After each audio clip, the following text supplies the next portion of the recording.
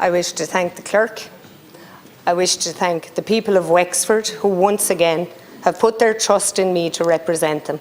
It's an honour and a privilege to do so.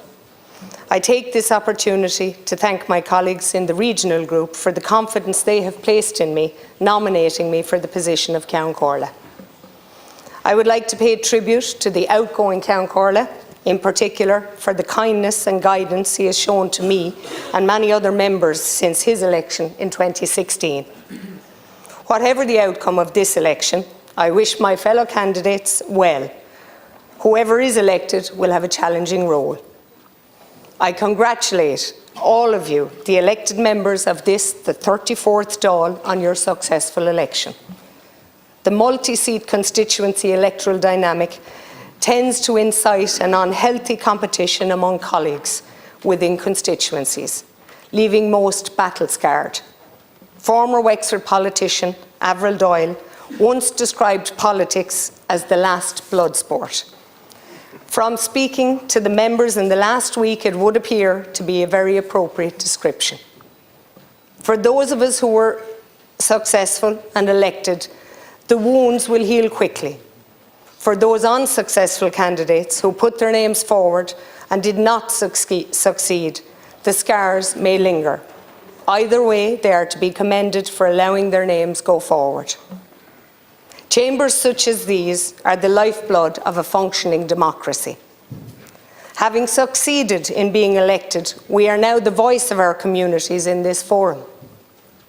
We come into the House to make known the fears, concerns and aspirations of our constituents and to legislate accordingly.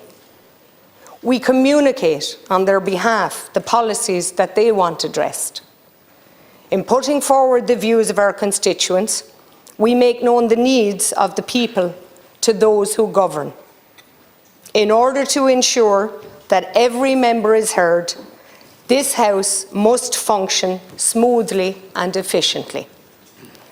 Every member is equal, irrespective of their political persuasion, political party or grouping. Every member has a mandate, and no one mandate is more important than the other.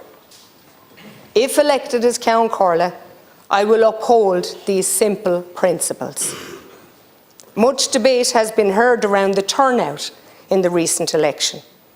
In many constituencies, the turnout dropped below 50%. Large numbers of people in the electorate feel alienated from the political process. They feel politicians are removed from the reality of day-to-day life. They feel that this chamber is a talking shop that achieves nothing. It is incumbent on all of us to change that perception, to make the House more relevant to those that feel excluded. If elected, I want to engage with all members to explore the options available to us to reform the way we conduct our business so as that ordinary people feel their voices are being heard. The constituents who elected us have a right to see a fair and transparent democracy in action every time they observe our parliamentary debates and legislative work. In the last Dáil, I have served as sub-chair and have deputised for the Comhairle, and in that regard, I believe I carried out my duties with respect and impartiality. Generally, my time in the chair passed without incident, with the exception of the day that a certain Kerry TD decided to serenade me with a poor rendition of a Cork song. Figure that. Well, at least his phone was turned off. Either way, I believe that this experience has prepared me for the position. Finally, if you choose to elect me as the first female Comhairle in the state, it will signify a very diverse, inclusive and forward-looking 34th Dáil.